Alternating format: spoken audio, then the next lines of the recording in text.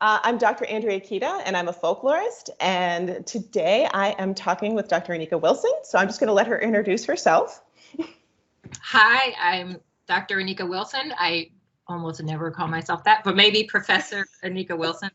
I work at the University of Wisconsin, Milwaukee. I've been here 13 plus years at this point. And my research, I think the research we're going to talk about today is the research I've done related to folklore and AIDS. Mm-hmm. So on the topic of, we'll call it epidemics. Other research that I have been engaged in recently has been about spirituality and sacred sites in Malawi. So I do most of my research in Malawi, which is a small country in Southern Africa, though some people say East and some people say Central. So I'm really excited. Thank you for inviting me to be a part of this conversation. Yeah, absolutely. I was really excited to talk to you too, because I don't get to talk to people all the time that do medicine and folklore. So it's exciting for me to talk to somebody else that does this too. I was hoping you could just start by telling us a little bit about your book and about that research that you did there. Okay, so for all of you who have not bought the copy, you can buy it on Amazon. I was rereading it and I was like, wow, that's a really good book. It is. It's a great book. No lie. I really had that reaction. I was writing people. I'm like, I'm reading my book now. It's great. It was like another person wrote this. My book, it really grew out. It's called Folklore, Gender, and AIDS in Malawi, No Secret Under the Sun. No secret under the sun is a kind of like proverbial phrase or adage, if you will. Now I'm really in professorial mode because I said, if you will.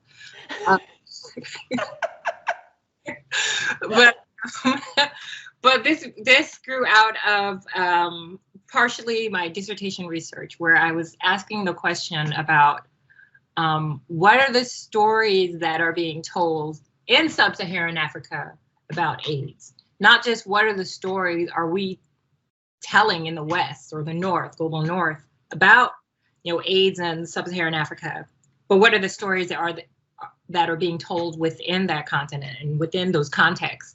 And this concern came out of the Western media coverage, actually. So there's a lot of Western media coverage about HIV/AIDS that was basically saying like, oh, it's all of these cultural beliefs, right, that are to blame for accelerating the spread of AIDS in sub-Saharan Africa, which had the highest rate.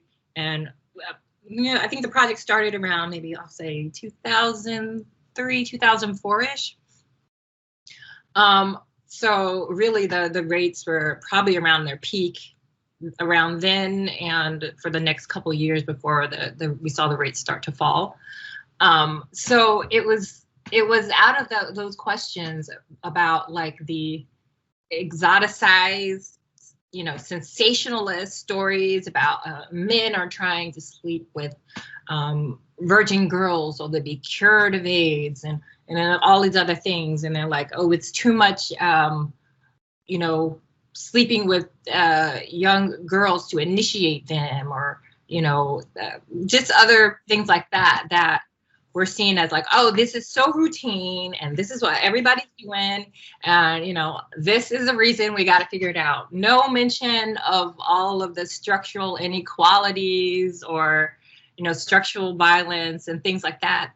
The ways in which countries in sub-Saharan Africa have been economically marginalized and made vulnerable with sort of like few safety nets and a kind of like weak medical infrastructure that really depends on NGOs' whims to, fund whatever particular thing is sexy right now, for lack of a better word. There is a better word, but I lack it. Okay. is this right? Is this right? Is this really what's happening? And are these really the things that people are concerned with? And are these really the stories that people are telling on the ground? And this is something you're taught to do in graduate school, right? So to question, okay, we have an edict perspective. What's the emic perspective? What's the insider perspective on this? And so that's what I did. I went in, I did conducted research in Malawi. I had a lot of local partners on the ground, people who actually were like helping to, write up notes of conversations they were having. I went and did the interviews, and it was great. I found, first of all, I met a lot of great people. Malawi is awesome. And I learned so much about, what people are really concerned about and how people are really trying to navigate their risk or sense of risk that they have. And I focused on women, as a woman, and so it's always much easier to question people closely about the things related to sex and marriage if you're of the same gender, especially in a place like Malawi where the sort of like cross-talk can be seen as problematic. Not always so. It's not as strict as all that. I've definitely had those conversations as well with men. But it was really focused on women because of the research that said that women were more vulnerable, and that's all the literature is at-risk women, right? The women are victims, the men are the perpetrators, which is also a very problematic, oh yeah, a highly troubling idea, right? That grants men way more agency and villainy than is warranted. Yeah, absolutely. Yeah. So that's I don't know if you had any other particular questions about how things broke down. I looked at rumors, I looked at gossip, I looked at urban legends. Yeah, and it sort of ran the gamut. That's amazing. And I think that's so cool, especially in context of what's happening right now too, because there's all these ideas that people keep, and I hear this all the time, and you probably do too with medicine. There's all these ideas that people have about what people are doing and saying and thinking, and they're very different sometimes from what actually people are doing and saying and thinking. So it's so hard, I think, for us because we hear those things, and then we have to unpack all of that as researchers and say, okay, no, we actually have to talk to the people, and that's what we're trained to do, right? Right. Yeah. Yeah. Mm-hmm. So I hardly heard anyone talk about men raping girls to be cured of sex. Yeah. I mean, and I have to also bring up the fact that most of those newspaper articles were being written about South Africa, but even people who have done research in South Africa, because I'm not assuming that Malawi and South Africa are the same. Mm-hmm.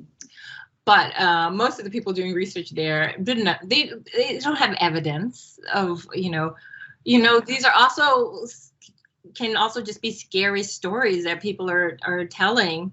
And then maybe it does happen a few times, because I think that's the important thing to bring up. Like, I don't want, someone to listen to this and be like, she said it never happened, but I know a case where it did. Mm-hmm. Right?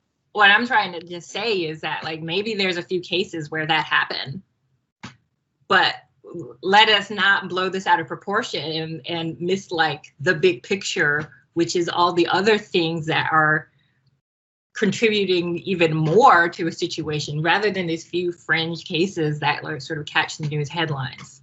Yeah. And it seems like part of the reason why people wanted to focus on that is because then they could ignore the actual big systemic issues, and they could just be like, oh, it's those people's fault. If they just changed their beliefs or behaviors, then this would change the whole situation, and that's not what would change it. Yeah, and so it's the idea that, like, with every epidemic, right? If you go back and you read literature, which you have because of your own research, right? Where people are talking about epidemics, there's always this like, whose fault is it? Yes. That's like the first part. It's like the first part of the conversation, like, well, who's to blame, right? Mm-hmm. And then who's to blame is usually also who's responsible, right? If you can say who's to blame, then it's who's responsible, right? Which can be a problem if the people who you're blaming don't have that much power. Exactly. And that's so true in this situation that you're talking about with your research, but I think in a lot of situations we're even seeing right now with COVID, is these people who are getting blamed for the situation have so little power. So, you hear these like the rumors that, oh, well, the people who went to protest, they're the ones spreading COVID. And it's like, well, no, first off, none of the research shows that at all. Yeah, exactly. And so, it's so funny how going to a protest where you're protesting masks yes. and you're not mask at that protest, then okay. Yes. But, sorry, I didn't mean to interrupt. No, that's totally fine. But yeah, it's funny how there's these weird ways that we like to blame because they really reinforce what we already believe. And so yes, I was going back to think about things in terms of like how when there's an epidemic, and I want to circle back to the blame and responsibility thing. How when there's an epidemic, you always have to, or it always is the case that communities, individuals, you don't start from scratch. You're always interpreting based on your knowledge and experience base that's already there, right? So I guess like the question with COVID is like, why are certain things so believable to people, or why are people so concerned? Why do certain conspiracy theories catch hold, right? What is the like underlying, or what is like the pre-existing belief structure that makes it so, appealing or plausible that, I don't know, would name something that people are. I keep coming back to the whole referring to it as the China virus. Okay, yeah. And that's so just obviously blatantly racist. It's almost not even worth talking about, but it is. It's this thing that it's their fault. It's their responsibility. They did this to us. And it drives me insane about that because, of course, there's really, this whole concept of patient zero and all of that is a narrative, right? It is a narrative structure that we are creating. And a patient zero is the first known person in a region. It doesn't mean it's the first, right? So there's so many things to unpack there, but it falls into that. I think it was Pat Turner who actually talked about how legends and rumors about the body often reflect our fears about borders. Yeah, and invasion, like yes, exactly. Our borders, right? Yeah. Yeah. And that's what I always think about. I'm like, what are the places that we're afraid of, and what are the epidemics that have made the news, right? And if you think about H1N1, for a while it was the Mexican flu, right? And that was another one where it was, about the border. And China is another place that we're afraid of that border, and that's where that fear is coming from. And that's why, some people think it's completely acceptable to say that. And it's, right. Yeah. And it just blows my mind because I'm like, just because you're afraid of something doesn't make it true. Yeah, but that urge to like find the responsible one. I mean, in our case, I think there are different reasons, right? There's different dimensions on which you can like enter in to think about like patient one, right? It can be like, you can be thinking about in terms of contact tracing, which could be a useful way of thinking of trying to understand the spread, right? But I think that the way that we have tended to do it in our media and in our government recently has not been in a manner that is to be used for solving the problem. Exactly. I'm not trying to demonize the idea of trying to like trace origins, because I think there's like value to that tracing. But I think the problem is when it's about playing politics and ends up sort of like stirring, it distracts people from thinking about responsibility in the other way, which is responsibility to respond or responsibility to protect or responsibilities, because it doesn't matter if China has, is the origin, right? Is the geographical origin, the population origin of this disease or any other disease. Because China is not going to come and help us to handle our own epidemic. Yes, exactly. That's not something that's going to happen. And so when the narrative keeps being pushed toward, and, you know, we can think about like the usefulness of narratives, but when a narrative keeps being pushed toward, you know, a blame without the aspect of like responsibility, which is the other thing that, you know, I've seen talked about when I've interviewed people in Malawi, is that you distract from problem solving. Yes. Right? It's somebody else. Absolutely. But whose responsibility is it? And so I think it's interesting to me that, I mean, we do talk about that, but that depending on who is talking about it, you will have discussion about blame, and for others, you'll have discussion about responsibility. Like the finger pointing will go, you know, whoever is speaking will have, you know, for one, am amongst those who want to talk more about responsibility. Others want to talk about the blame. Yes. So it's interesting. So I think I don't know if you read the article I wrote in Malawi where I talked about it's called Government Medicine for the Government Disease, where I write about how you know, there are all these conspiracy theories about how AIDS ended up being in Africa. And, you know, people want to say like, no, you need to specify Malawi. No, the rumors are both about Africa as an imagined space and geographical thing, and also about, you know, the particulars of the place people live in. So it's, you know, I just want to put that out there in case somebody's listening to specify the country and the community. No, people talk about Africa. And so they talk about how the West is importing diseases to Africa, or they talk about how the government is telling them all about this disease. And so then it must be that the government is also responsible for the disease. The government has to provide the what's needed, because at first people were like, well, if it was an African disease, we would have African cures for it.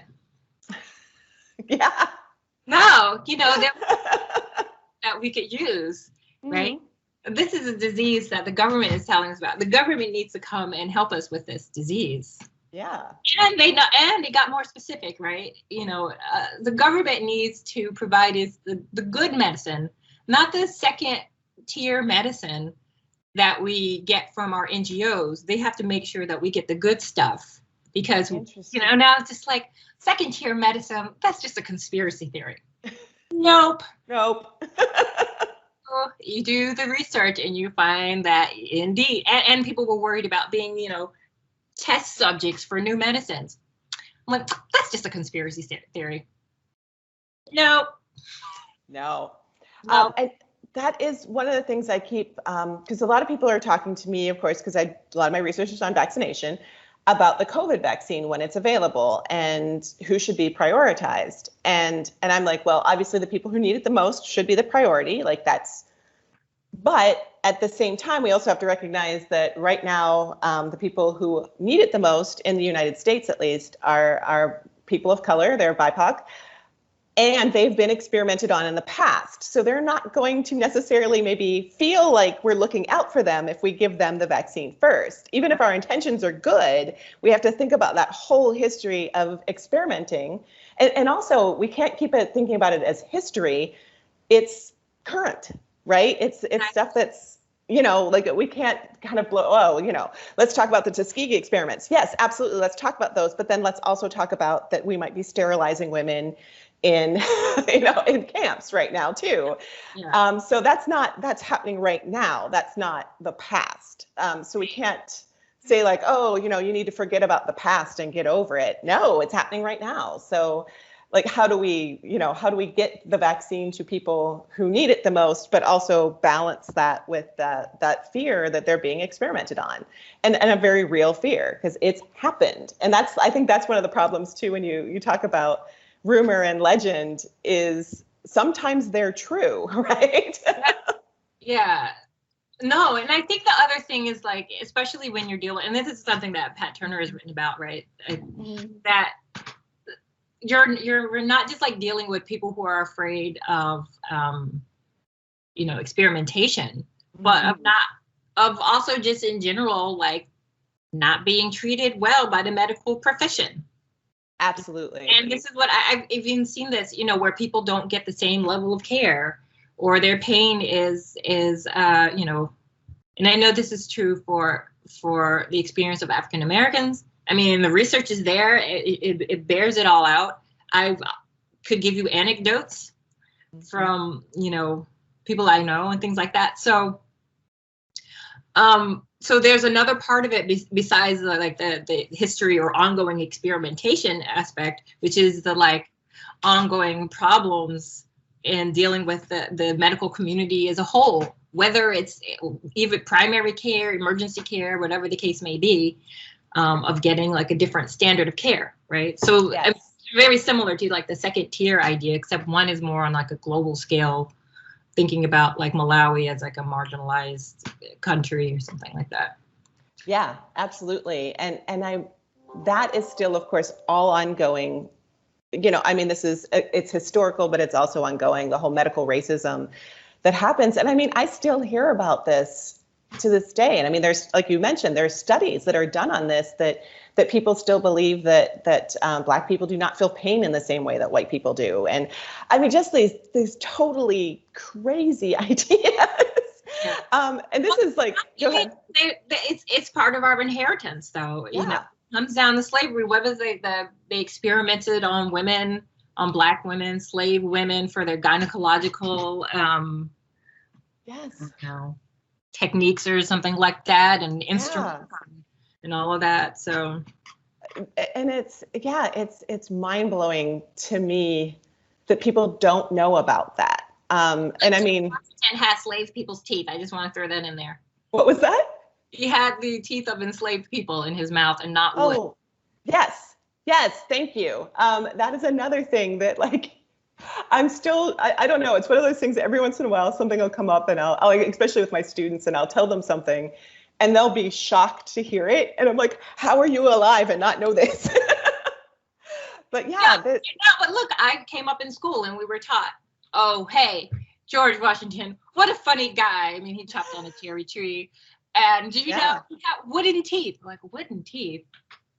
I was like, oh, that is funny. But then you find out it's the teeth of enslaved African people, and you're like, that's not funny. No, that is not funny. But you're so right. The way that we're taught this stuff in school. I mean, I just think about Columbus and the way we were taught about Columbus in school, and and it was such this like, he discovered America and look at all the cool things he brought, and like, look, we brought them Christianity, and and like that.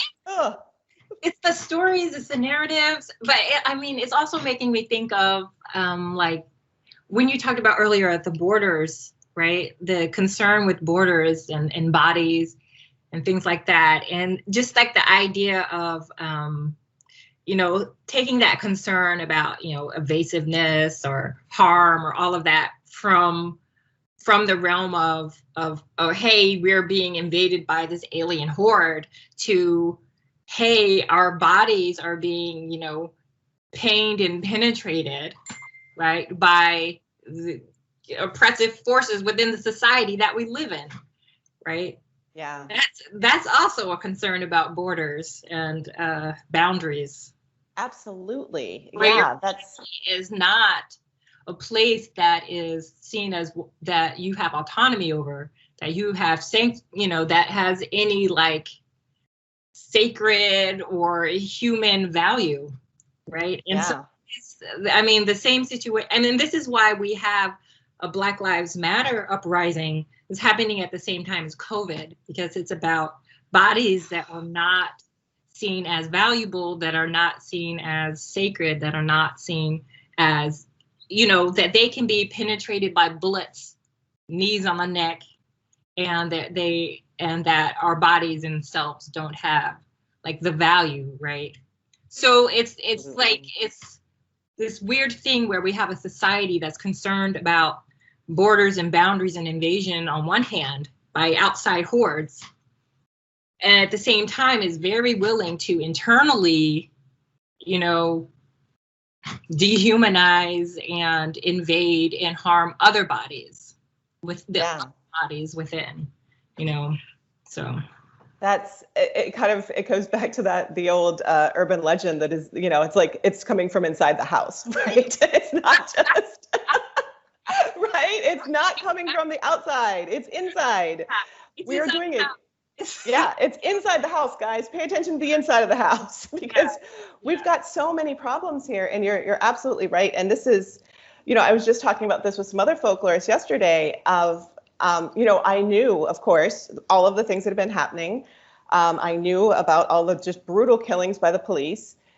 And I think it was the bringing together both of things are so bad that we're going to protest during a pandemic. And I think that combination for me was like an aha moment where I was like, I know things are bad. I know this is bad. Now these two things, especially for me as someone who lives in Eastern North Carolina, the people who are the best about mask compliance and about health and safety tend to be people of color. And so I was like, oh my gosh, like how bad, it's so bad. It's so bad that people of color are putting themselves at even higher risk because that's how at risk they are. And that was just, It's a what do you got to lose thing. And I think it's interesting. When you speak about two things, I have to think of those as the same thing. Yeah, absolutely. Things are like our lives don't have value. Mm-hmm. That this pandemic has disproportionately impacted communities of color. Though my understanding is that the rates are changing now of who's dying, but who knows? I have to go back and check that. But it's that we don't have a response for the protection of these people who are vulnerable, right? Who have been placed in a strata of work that makes them dependent on having to go out in the midst of a pandemic, right? And do work that needs to get done, right? But they're disproportionately placed there, right? So we don't have an answer for that. We don't have a response. I mean, we're acknowledging that and people are patting themselves on the back for acknowledging it, but I'm just like, why? You're not doing anything about it. Good. Exactly. Recognizing it's happening, but nope, you need to do something about it, right? So we have that happening. And then we also have like the continuation of, and that's a continuation too. Like we talked about, it's like a continuation of like, medical inequities, right? Yeah. Medical inequities, social inequities that lead to disparate medical or health outcomes, right? And then we have, at the same time, other systems, part of the same system. These are the same systems that treat bodies, the same. Yeah. These bodies don't matter. We don't need to account for their deaths. They're just, in the line of duty. Yeah. And then of course that feeds into the system too, because you have people who are at the highest risk, putting themselves at risk to survive, becoming ill, then getting in more medical debt, then having to put themselves at risk again to pay off that medical debt. So it's like this self-fulfilling prophecy that just keeps happening over and over and over again because we've set it up that way to do that exact same thing. And that's what is so frustrating, is that you're right, this is all systemic issue. It has to do with how our healthcare system is set up, how our working conditions are set. It has to do with everything. Yeah. And, And I mean, I'm thinking about like things like bailouts. Oh yeah. Yeah. Which have been a problem before, like in the housing crisis, the bailouts were, disproportionately helping, they were basically entitlement programs for banks and things like that. Mm-hmm. I was on a nice, a very good conversation I had with Milwaukee DJ in Milwaukee, like it's like a Black History. I don't know if you saw that video, but we did it last Friday. And they have, their whole thing is about like systemic racism, and then they talk about how it's in all of these different systems, right? And one of the systems they talk about is housing, and how important it is to build wealth through housing, and how basically the government and industries created entitlement programs if you were white. So you have like, and this is what we also teach in our Black history courses, right? We look at how we have redlining for in housing insurance, but also, but the government created these maps of where you could give out loans for people and where Black people could live and where white people could live and things like that. And the government also gave out housing loans for veterans, but not if you're Black, and all of these subsidies for people for just being white, in the land, with the what was that program called? Yeah. I can't my brain. No, I'm totally blanking too. Oh my gosh. Yeah, it's fine. Look it up later. We're gonna edit in the part where we remember it. Name. Yes. But essentially like a homestead. Yeah. Yeah, the Homestead Act. Just sort of like giving property to people, like plop over here and cultivate this, and you can have it. Oh, forget about the indigenous people. Oh, Black people, no. Maybe like a handful or something of Black people were able to get land in that way. And then you have this generational wealth built up, which is security for on and on down the generations. And so that's those things actually help. That wealth helps to build like a buffer against these medical issues, right? It creates access to schooling, which is also another thing that sort of governments created, and some people have more access to that than others. Yeah, so when you look at it, it's not, you can't say it's like, you can't talk about them as discrete things. You have to look at all of these things as happening as part of a whole system. And I think it makes it overwhelming sometimes, because you think about, how are we going to solve the problem? Well, we'll just give better medical treatment. Well, you're sending people home who are maybe food insecure or housing insecure, right? Yeah. Just the weight of that, just the weight of being a person of color in this country has been seen to have like deleterious health effects on people, like this stress and strain of that. And then they talk about epigenetics, right? Yeah. Where the negative impacts can go from one generation to the next. This is not something that I understand, so maybe I know a little bit about it, but yeah. All right, so let's not be blind leading blind. Yeah. But yes, that whole notion of intergenerational trauma, like that. It's a big problem to unravel, and my concern is that we're going to either come up with like really simple, quick solutions. I'm putting solutions in quotes. Take away erase the quotes I put around quick, and it was supposed to be around solutions.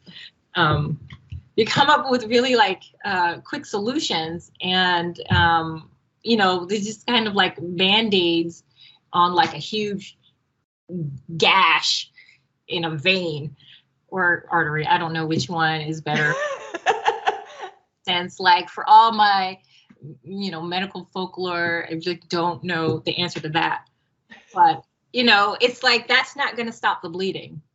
No, it is not. That's going to stop the bleeding. So you have to go in and really attend to all these things. And I think this is why you see a concurrent like crisis, right? Like this is why you see the Black Lives Matter uprising happening at the same time as COVID, because these are the same issues. These are not two things. These are one thing. Exactly. Yeah. And I think you're 100% right. This is, and it's so hard to sometimes even wrap your head around how many things in the system contribute to the system. And I find that it's overwhelming sometimes to think about, because to me, sometimes it's like, okay, no, we got to blow this whole thing up and start all over again. Like this is not a fixable thing. Well, what are we going to do? We're going to wait out the crisis. Yeah. We're going to wait it out till it gets better for a certain group of people. And then we're going to say the crisis is over. Yeah. Something else is going to happen, and we're going to start paying attention to that. And this is how these things work. This is a cycle. Mm-hmm. This is how this works. And it's so frustrating. I think especially as folklorists, we see that so clearly. We see those cycles. We see because when we talk about like even legend cycles, they also go along with this, right? We can see these same stories keep coming up again and again and again.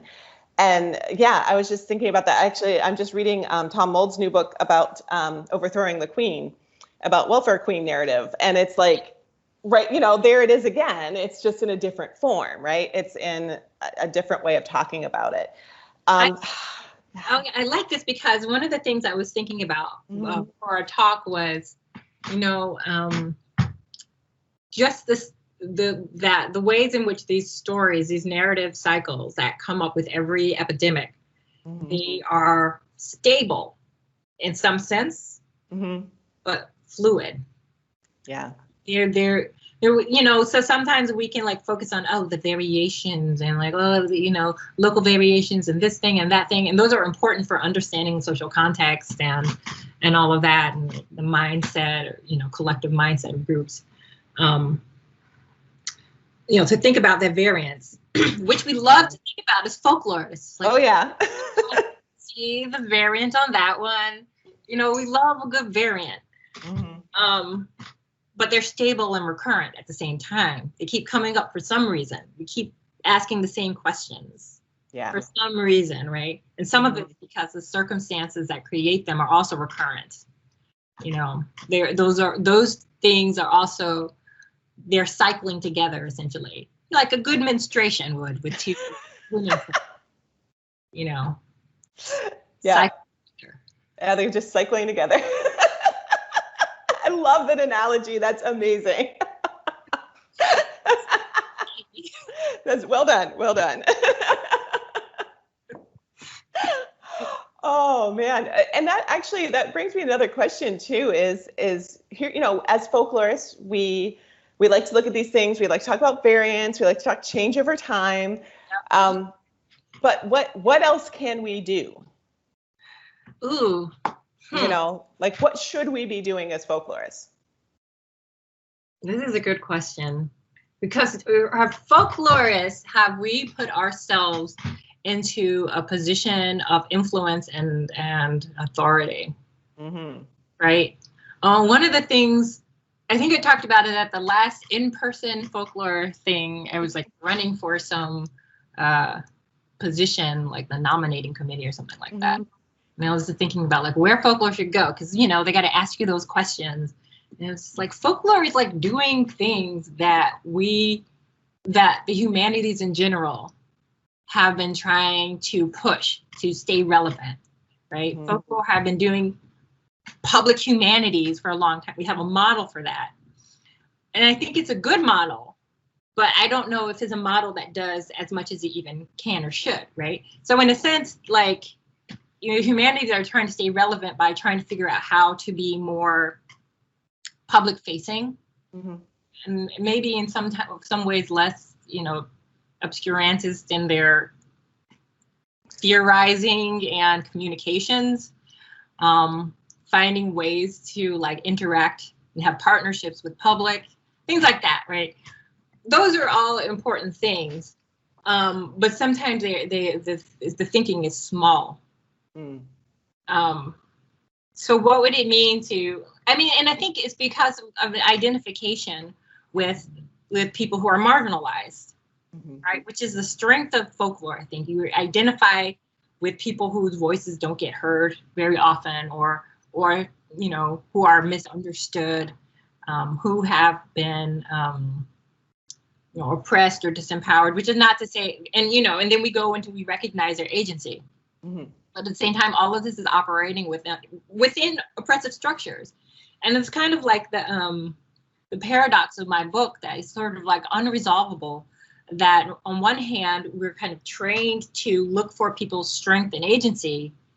But how do you do that without denying the fact that people are caught up in these structures that are very powerful, very rigorous and structured, right? Because we want to talk about, we want to deconstruct things and discourses. Yeah, but their systems still abide, Yes. Those systems still abide. So how do we interact with these systems instead of just shouting about, resistances that are happening on levels that, don't get heard up here? Yeah. I don't know the answer to that. I'm just sort of describing, I think, the level on which we operate. And I think, and as folklorists, we also have the trivial thing. People think, oh, it's just a story, or it's just a myth, or oh, look how creative the people are in expressing their suffering. I'm like, what? I know. It's like real life. Yeah, this is real. This is really happening to these people, about their creativity or their ability to express their, to use their language in creative ways. Like, no. Yeah. We have to understand that there are systems, and it's not just about. I mean, I think it's part of a problem with the focus and design of what we are, and I think it's kind of always been there. And I don't know, for one, how to overcome it, but I would love for us to start having these conversations. Yeah, me too. And I think you're right, because like we talk a lot about social justice. And I feel like we're here pointing out inequity, and we're here pointing out these things and saying, hey, you need to listen to this group of people you're not listening to. But like, are we just screaming it into a void? Like, who's listening, right? And each other. I love your work's awesome. I love your work too. But this is so true, because so many times we're just talking to each other, right? And I think this is a huge problem in academia, generally speaking. Yeah. Which is why the humanities thing is an important thing for us to press into, especially with what we already have in place. So how can we take, we don't have to start from scratch, like, oh, how do we engage with the public? We don't have to start there, because we already there, right? So it's like, how do we use this voice, this public voice, and these public partnerships, right, to then move to a place where we try to influence policy or something, or systems. Yeah. Right? Yeah. Because, it's the same thing when we talk about Black Lives Matter. Even if you prosecute one person to please pressure from the public or constituency in one place, and you don't change the system, and you don't change the policy, and you don't change the training or the orientation or what jobs you're actually assigning for police to do, then it's still going to be replicated, no matter if you have that one person that got prosecuted for murdering a Black person.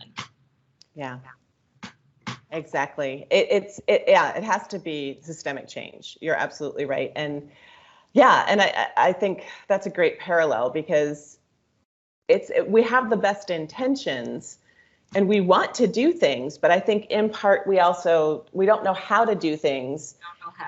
We don't know how, like, we don't know how to, like, we're so good at pointing it out, but then what's the next step?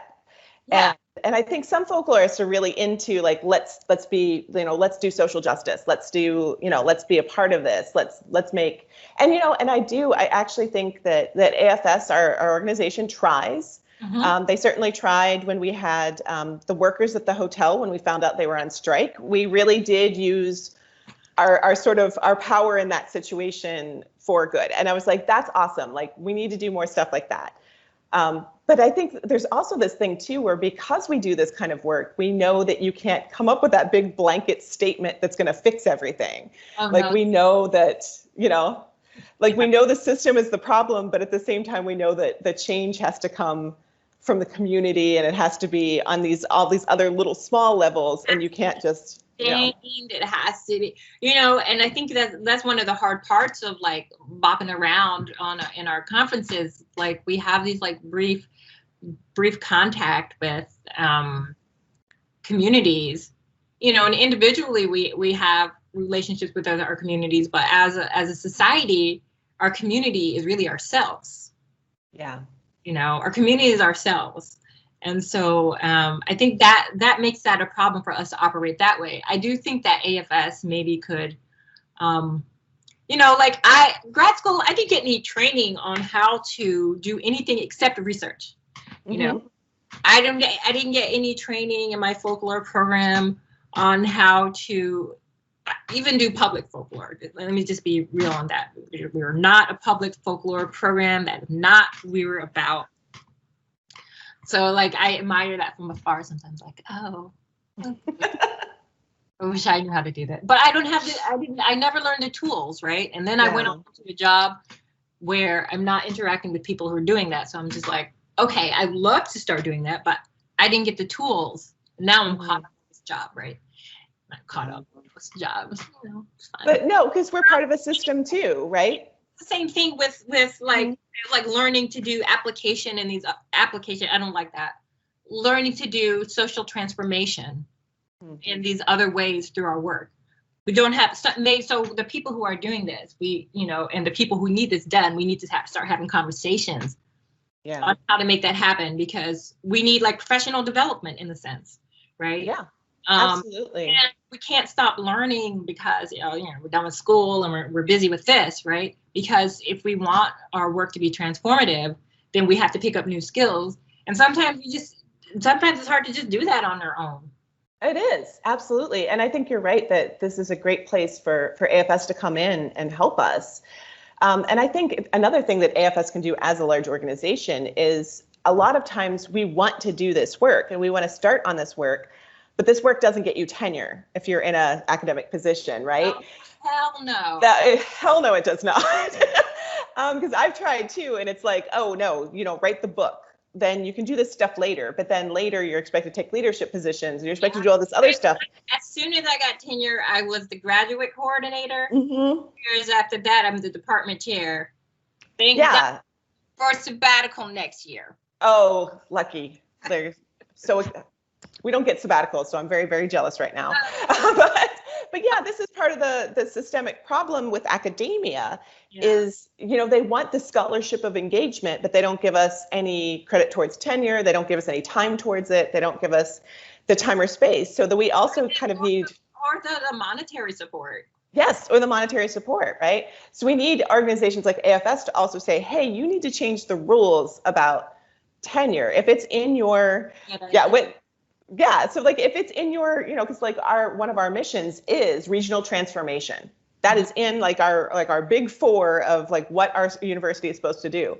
Well, then if I do regional transformation, then that should count for something, right? It shouldn't just count as service, right? I mean, it should be a thing where like, like your tenure should go by your field. Like, oh, in this field, you need to write all these peer-reviewed articles. And this one, you need to transform your region.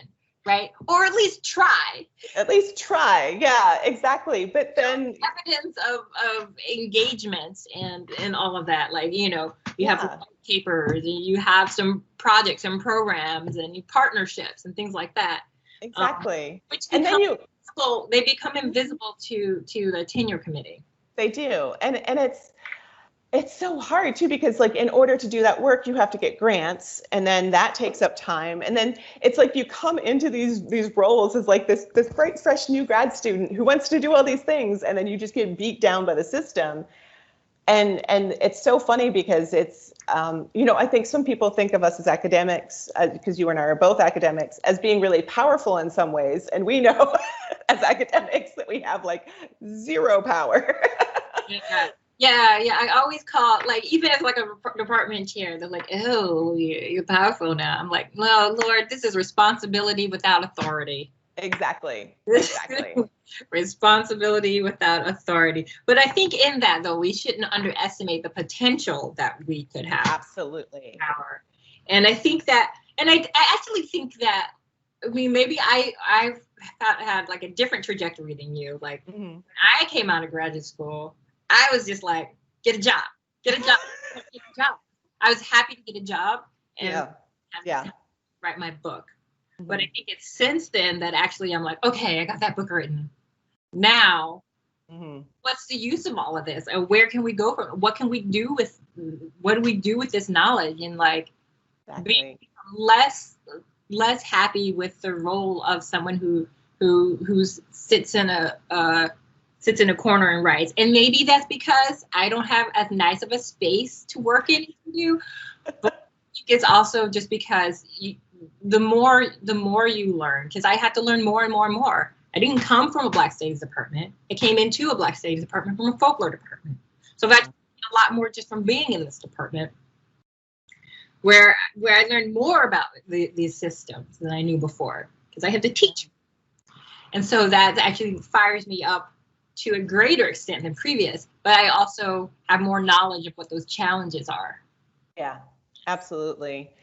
Yeah, and I think you're also hitting on one of the things that happens to folklorists is we end up in non-folklore departments. I'm in an English department, which is hilarious because I do not have a single degree in English. I have, a degree in history and 2 degrees in folklore. So. The folklore diaspora.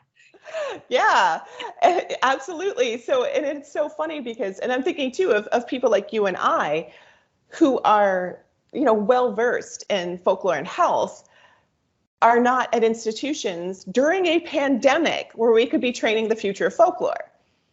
No. And that's a huge problem. Very strange. It is so strange. And I mean, there are other ways to mentor, obviously, but one of the best ways to teach future generations about these problems and these inequities is to have the people who do this stuff actually teach them. Yeah. Well, we'll see. Next year, I'm teaching a class about like memory and tradition in the African diaspora, and I'm gonna jack it up with folklore. Nice. Yeah, not in an artificial way. It still has to be, have like a Black studies ethos and epistemology and all of that. But yeah.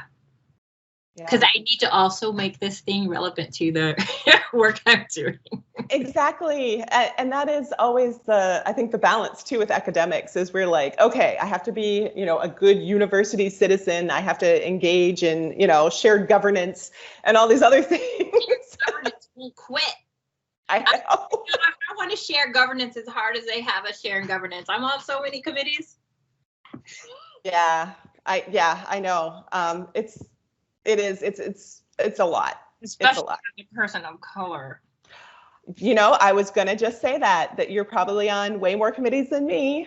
They're like, yeah, she's like a woman and she's Black. Oh my gosh, we gotta go. Yeah, exactly. And then there's like the pat on the back. I managed to, look what I did. She's got hair too. She's radical.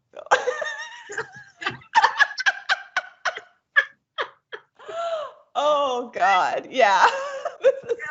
We're like, tick the boxes. Oh yeah.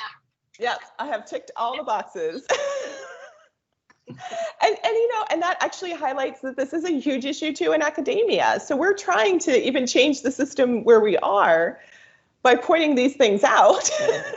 But we're still having trouble even in our small little community of our universities and academia of even changing that. And it does. It gets very frustrating, I think, in a lot of ways, because it is. And I think that is a huge concern for especially just graduated folklorists is like, oh my God, I got to get a job. I have to get a job. I have to get a job. I have to keep that job. Yes. Yeah. No. I mean, I actually think of like the time from like working on the dissertation when that started through like securing the job. I was like, okay, take a breath now. I actually got a job. To like you shouldn't be too grateful for a job because they're gonna like work you to the bone.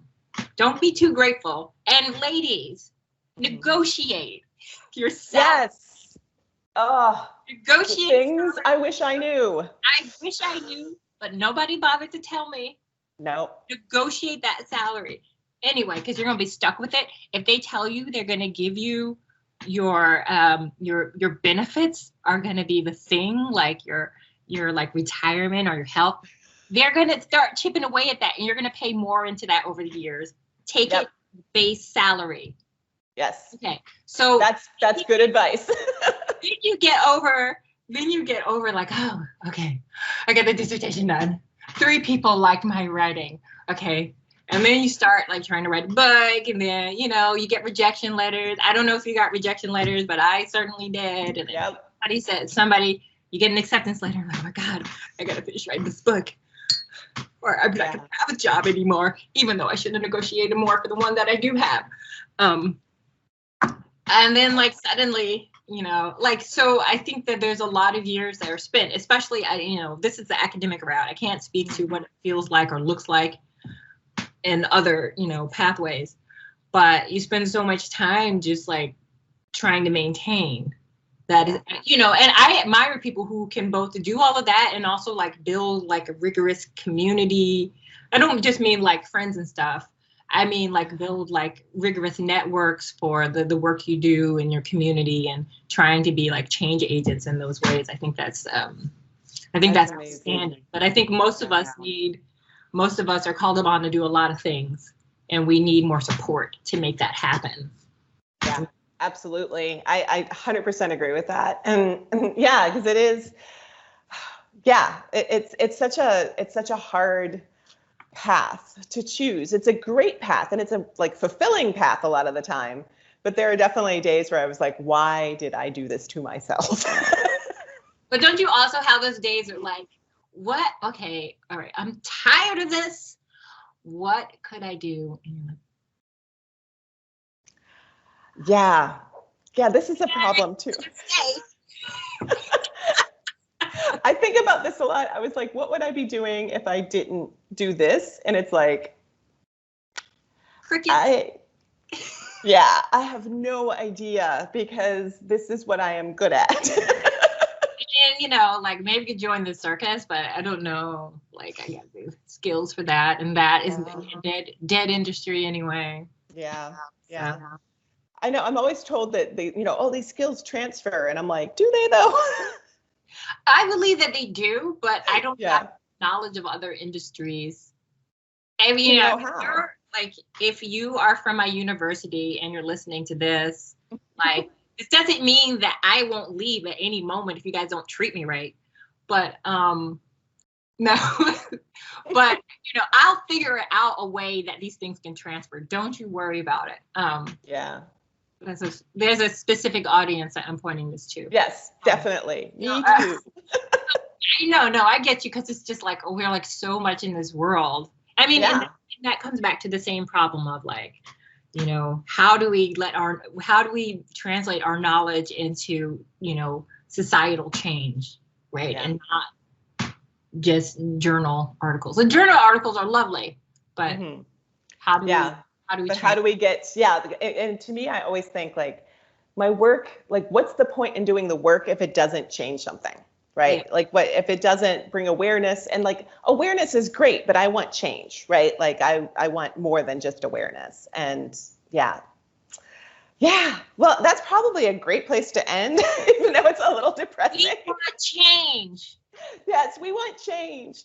Thank you so much. It was so great to talk to you. It was, it's great to talk to you for this video, but it's also just really fun to talk to you.